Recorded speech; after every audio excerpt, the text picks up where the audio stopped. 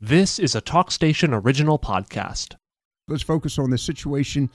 Well, Thursday night, I asked you, was there a lot of fallout from the debates? And you shared with me a little comment from your boss. Let's talk about that for a moment, because that leads me right where I want to go.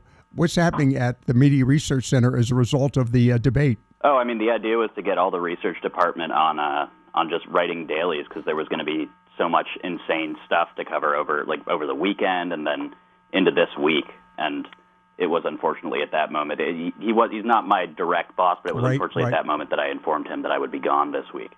So that didn't turn out great. But hey, I mean, it's fortunately we have, it's the summer. We've got 3 interns working for us now too. So it's an all hands on deck kind of operation going right now. I mean, this debate really has been the turning point of the entire election, or the inflection point, I guess you could call it. The interesting story about this is how the pundits have been handling this. As a matter of fact, one observation was made, and I'm not sure who it was who made comment about this, is that while it's been somewhat of a struggle and a shock for, obviously, the president's closest advisors, his staff, members of the Democrat leadership, etc.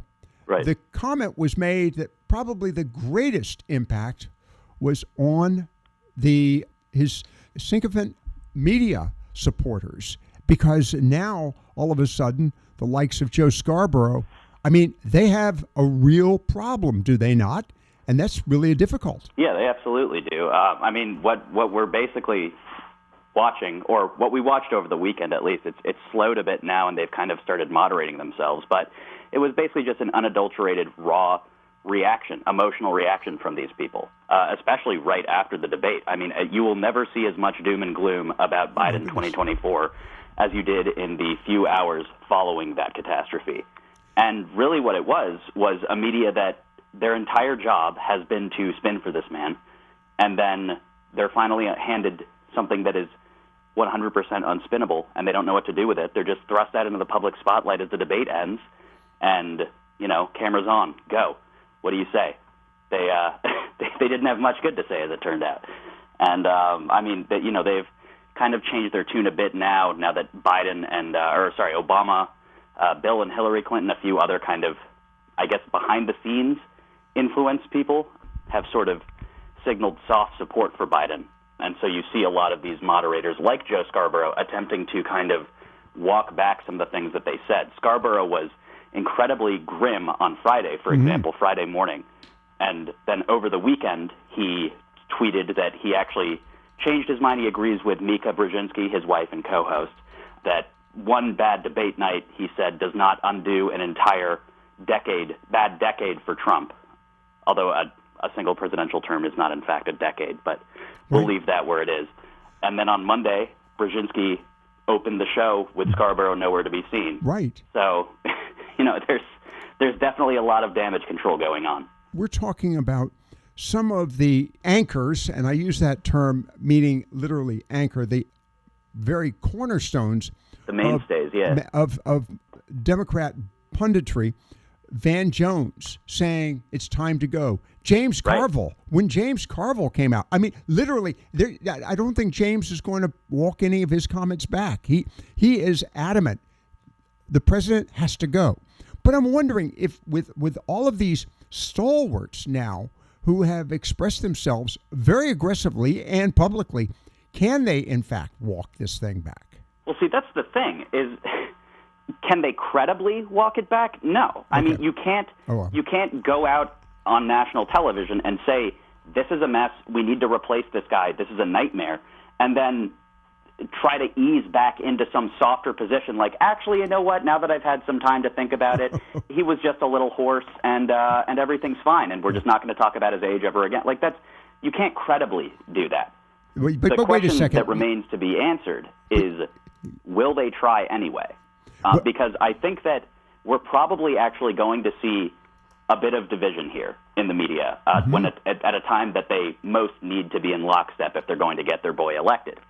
And I think you're absolutely right about James Carville. I don't think he's going to moderate his position. I think he's going to stick to his guns.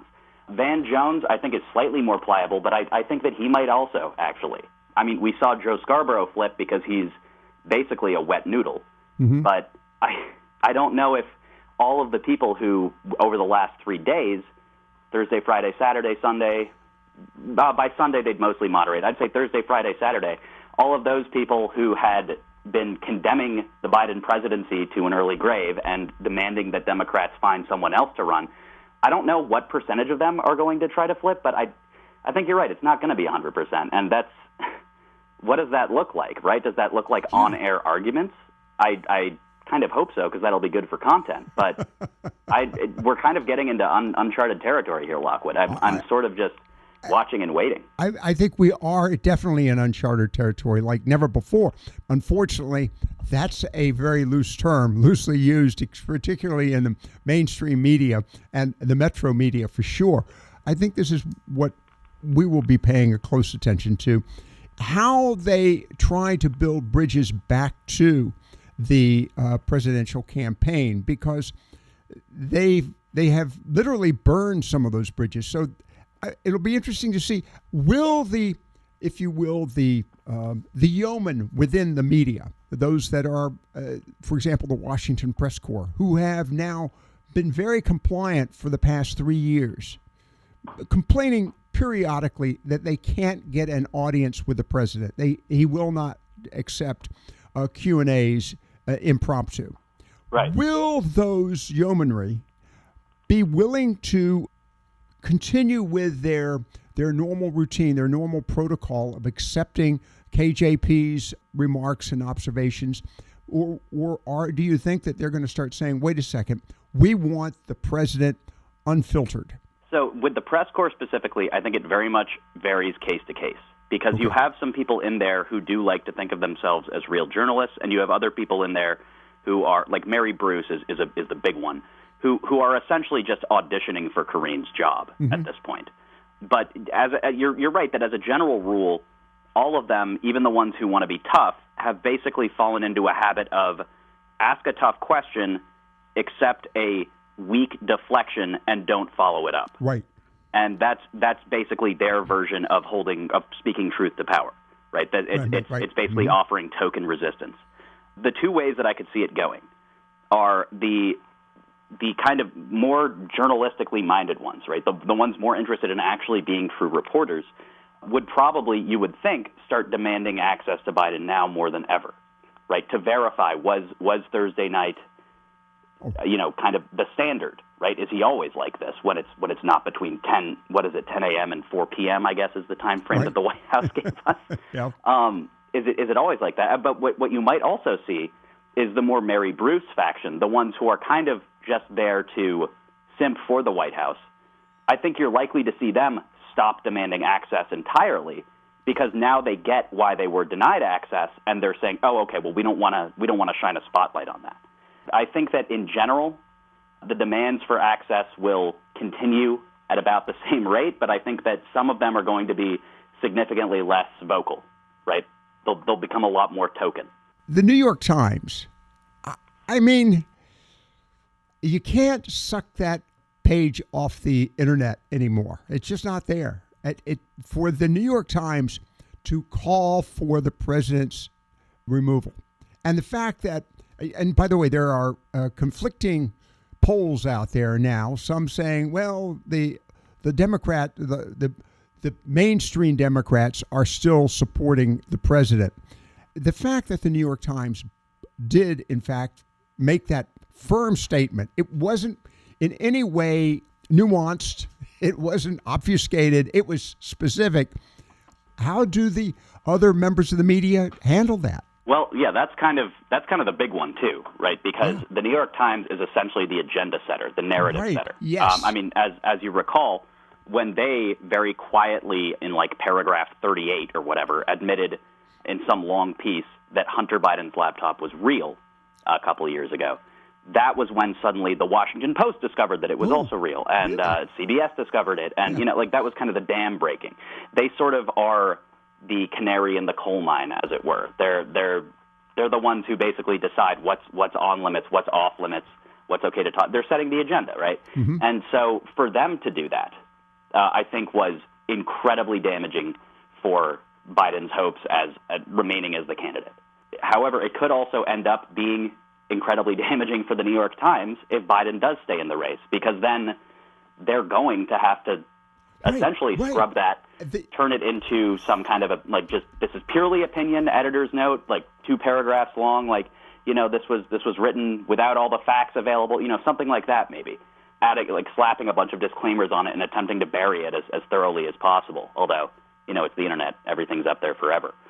It gets back to how can they do a 180 from that when it was so clear, when it was so specific and direct what they were calling for? Well, they can't credibly do it, but they can still try. Because they're going to lose access. I mean, that's the big issue. Everybody wants access in Washington, D.C., and this is going to destroy it.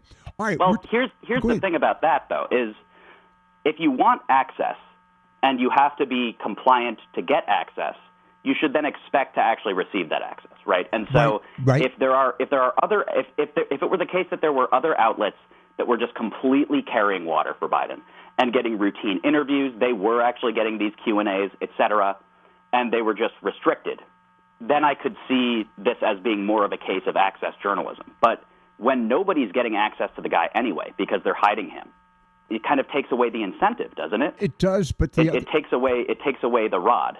The problem is this was not a cheap fake, as KGP kept describing all the other videos. We saw this firsthand, unfiltered. We saw it. It was not a cheap fake. There are 2 aspects of this. Number one, the general population, that's an image it will not forget, writ large, the public. Secondly, as a result of that, they're going to begin to question the media. That's another downside to this. And then finally, and the most important issue, this is July 1. His situation is not improving every day going forward. It's declining every day going forward. What might we expect in August or maybe even in September when we're supposedly going to see another debate? I don't think that we're going to see one, but I don't see how the media can avoid not holding this president accountable. Well, this is going to be a cynical answer, but they can essentially just try the Ralph Northam strategy, which, if you remember, my state's illustrious former governor, Ralph Northam, a photo of him wearing blackface emerged.